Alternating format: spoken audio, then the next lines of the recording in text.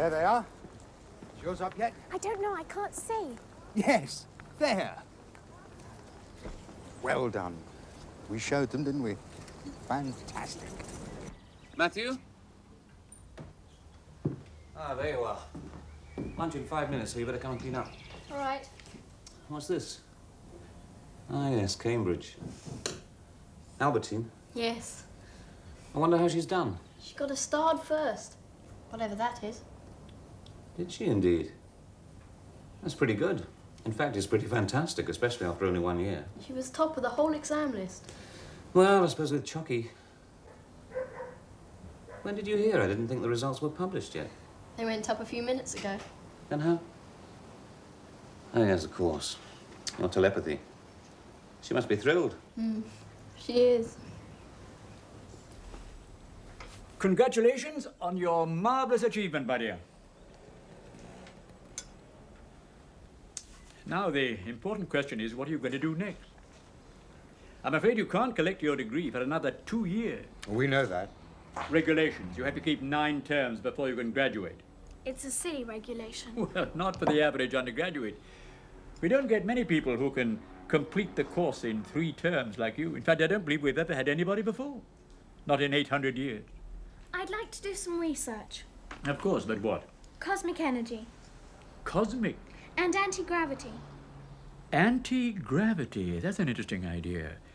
Could there be such a thing? Could there be such things as quarks? Yes. My word, young lady, you do choose the most difficult areas. Anti-gravity, indeed. Where would you ever begin? Anti-gravity. I should begin with gravitational waves in space.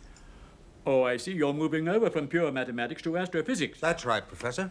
Do you mind? No, it's very interesting. You'll have to let me have some proposals, something a little bit more specific. And then the university can consider funding you.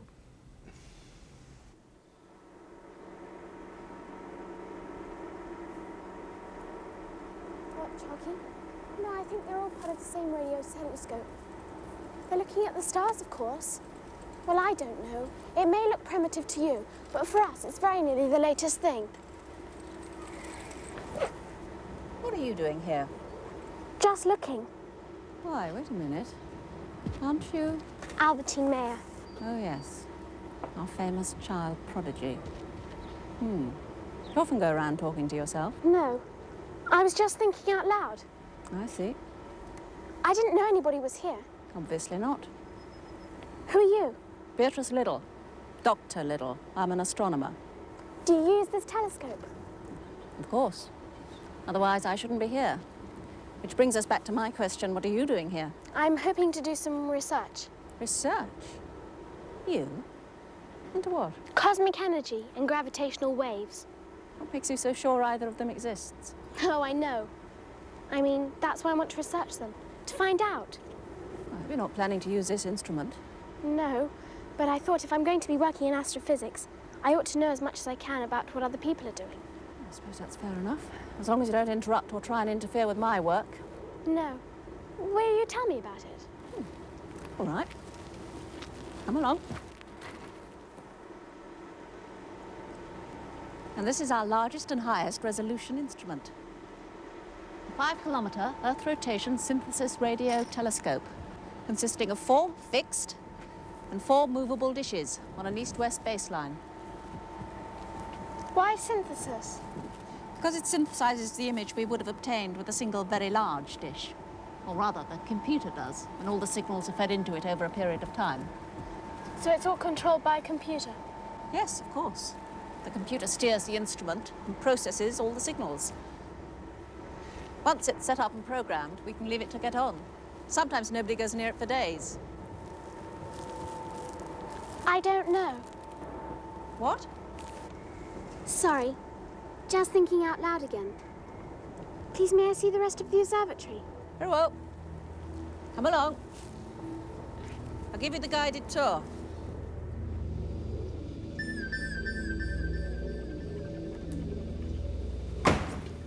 And this is the control room. The mainframe computer isn't here, of course. I'll show you that in a minute. But this is the main control desk. Well, it doesn't look too complicated. No, it has to be simple. It's designed for professors to use. And you type the instructions on the computer keyboard here. Exactly. We can give the computer a queue of items to be observed over a number of days, like this. First of all, we access.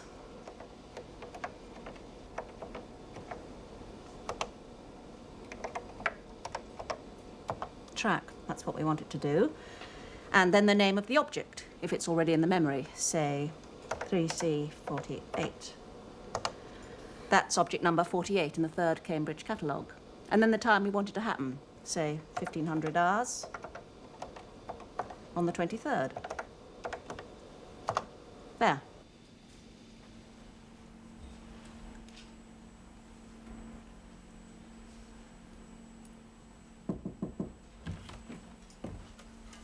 How are you getting on? Fine.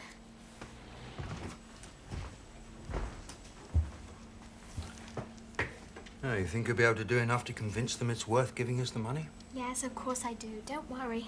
All right. Bedtime now, though. Best leave it for tonight. Okay, Dad. I'll just finish this bit. It'll only take a minute. Not too long, mind. You must get your beauty sleep, you know. Good night, Daddy. Now, darling, see you in the morning.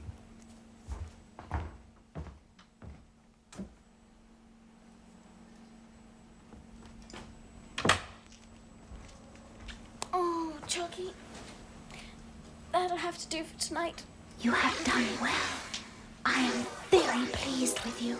Thank you. It's very interesting, and I am enjoying it. That is good. But I'm very tired now. I understand. Your mind needs to rest.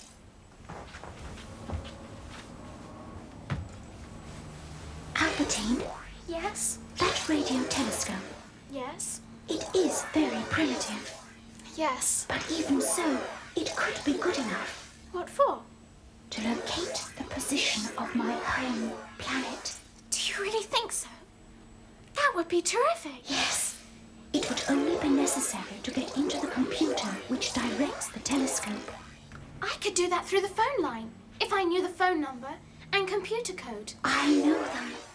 I read them this afternoon when Dr. Little was showing you around. Right. The number is 60290.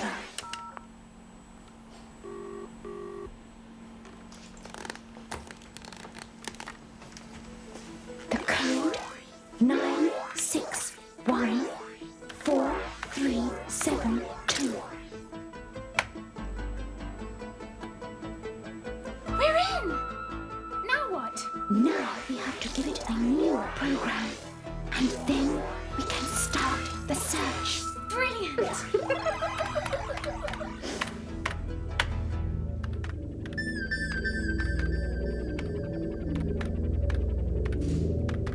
Those are the right coordinates, Albertine.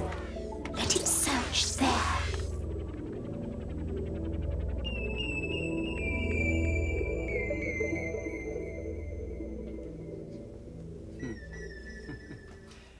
Fascinating.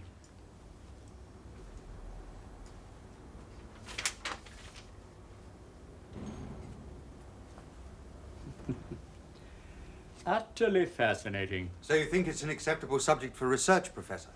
Speaking for myself, I have no doubts. No doubts at all. Thank you. But you mustn't count your chickens, my dear.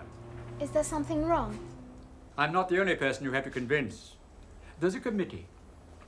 There's always a committee. Surely if you recommend us. You must realize that money is very short these days. There's a limit to the number of projects that we can afford to finance.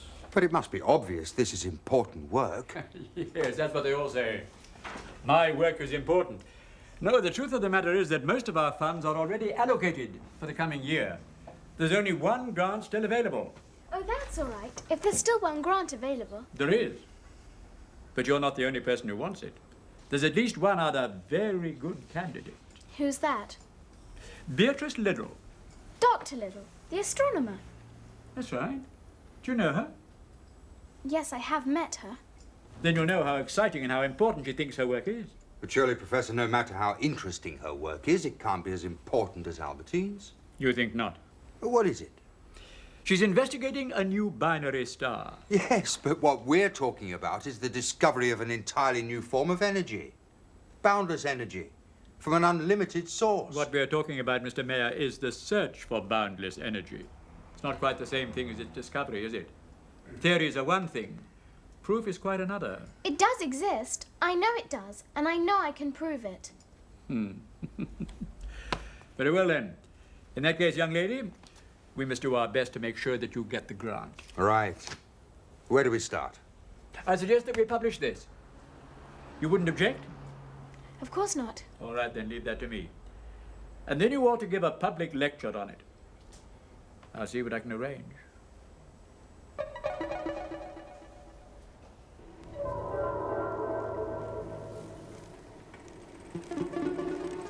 What on earth? What's going on? My program.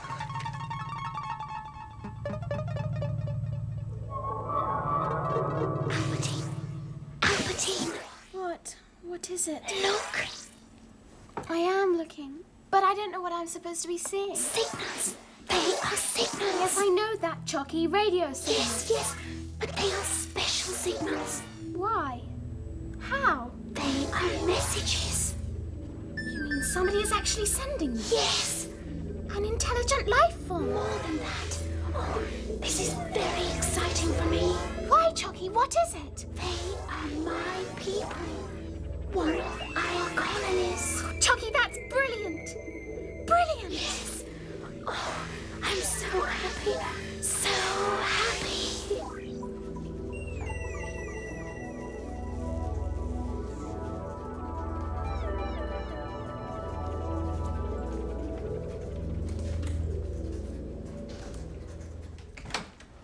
Professor Ferris, Dr. Little, what are you doing here? someone has been interfering with my program. How very tiresome for you, but I don't see what... Tiresome? Is that all you can say? It's more than tiresome, Professor. It's downright disgraceful. Yes, quite. But... Weeks of work mucked up, the telescope realigned on an entirely new heading. Intellectual vandalism, that's what it is. But what has it to do with me? Someone has managed to break into the computer and make use of it to play with the radio telescope. But who? You may well ask. I racked my brain wondering who could be so irresponsible, and then I realized I caught her snooping round the observatory. I'd even been foolish enough to show her round and explain things to her. To whom? Why, to that infant prodigy of yours. You can't mean Aberdeen Mayor. That's exactly who I do mean. That precocious brat. No doubt she thinks the telescope is some wonderful toy. I find that very hard to accept. Have you any proof of what you're suggesting? Come in. Good morning, Professor. Oh, I'm sorry. Are we interrupting? No. This is Dr. Little, Mr. Mayor. Albertine, I think you've already met. Yes. Hello, Dr. Little. How are you? Dr. Little is here on a rather serious matter. Oh, really? It seems that somebody's been making illicit use of the radio telescope. Oh. Do you know something about this? Of course she doesn't. How could she? Very easily, I'm sure. Albertine? Yes. I knew it. Do you realize what you've done to my program? I'm sorry. I was always very careful to put everything back where it was. Well, what use do you think that is, you little fool? That telescope is set on a continuous program. It has to go on without any interruptions for several weeks. I'm sorry. I didn't realize. It's too late to be sorry. The damage is done. I have to start all over again. Albertine, I can't imagine what you were thinking of. I'm sorry. I didn't know. I promise I won't do it again. There. You've had your apology and a promise. I think we might put the whole thing down to, shall we say, youthful indiscretion. I'm very sorry, Dr. Little. I had no idea Albertine was doing anything like that. You have my word, there'll be no repetition. Shall we leave the matter there, then? Dr. Little? I suppose so. Excellent. Now perhaps you'll have some coffee. No, thank you. I have a great deal of work to do. Good morning. Good morning. Albertine, how could you? Well, I dare say it was only curiosity and no permanent harm has been done, so let's leave it there, shall we? Thank you. We have more important things to talk about, like this lecture you're going to give in London. You mean it's on? It certainly is. And you better make a good job of it if you want that grant.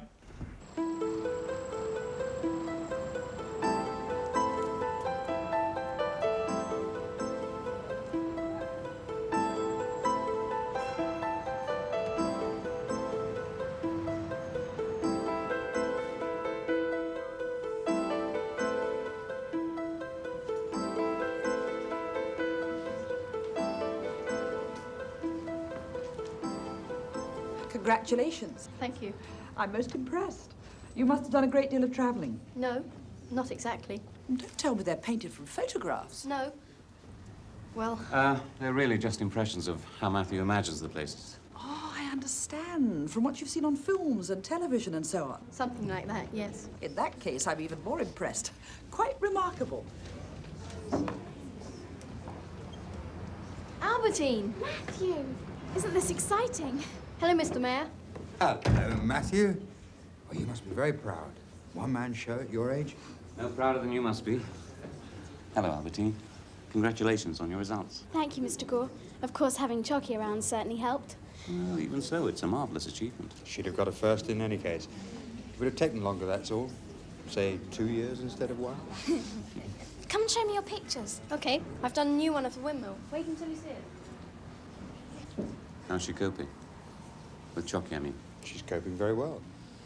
I must say, I still find it all rather difficult. I know what you mean. Well? Yes, sir, she came. Ah, excellent. And? They're obviously still communicating with each other. How very interesting. Keep up the surveillance.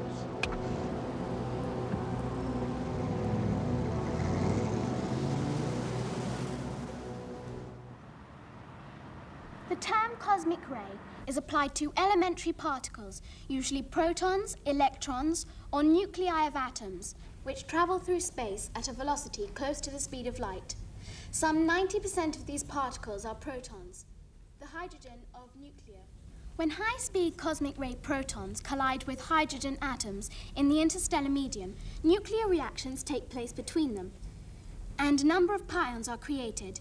These pions are unstable and decay almost immediately to produce a pair of gamma rays with an energy of about 100 mega. Equating this to a gravitational wave force, delta F, the electromagnetic noise in gravitational wave units is therefore...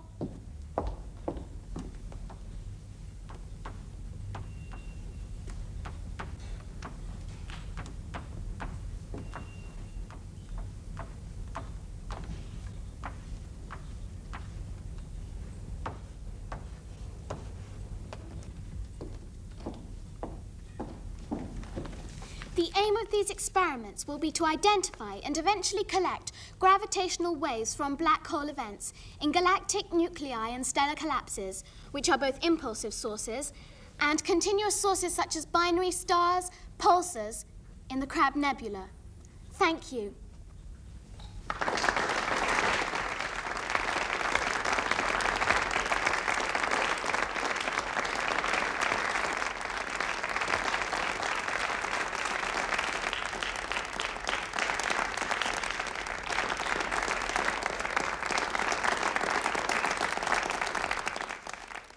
I enjoyed your lecture very much, Albertine, but I must say I found it rather theoretical.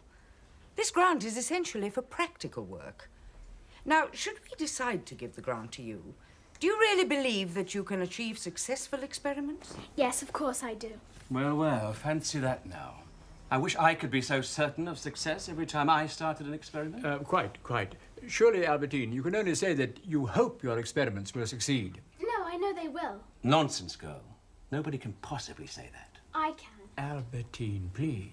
I admire your confidence, but you must beware of being overconfident, you know. Statements like that are irresponsible. And no more than I'd expect from someone who can interfere with somebody else's work. What do you mean? What, you haven't heard about this girl getting into the radio telescope? That incident was not to be talked about. Dr. Little agreed. Yes, well, Dr. Little was furious, and I can't say I blame her. The whole program was ruined. That's not fair. I said I was sorry, and she promised. Indeed she did, in this very room. But what did the girl do? She managed to make a connection with the computer controlling the radio telescope. Oh, and then fed in her own program. And she was using the telescope like an expensive toy. I was not. That's not true. Oh, dear. That's hardly the sort of behaviour one expects, now is it? Yes, well, it's exactly the sort of behaviour I'd expect from an immature child.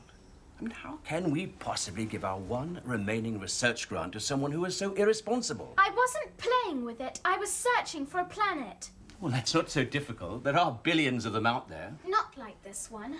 Oh? And what is so special about this one? Is it inhabited or something? If you must know, yes. Albertine, Albertine. And did you manage to find this planet? No, but we did manage to make contact with some of the beings who've colonized other planets. What, little green men with horns and eyes in the middle of their forehead? No, it's not like that. We had messages, signals from them. Oh, you made contact with intelligent life forms. You did. Something the world has been trying to do for centuries. I think I've heard enough. Thank you, Albertine. But you've got to believe me. It's true. I have a friend. From outer space? Yes. Yes. Oh, Chocky, please. Help me. Please.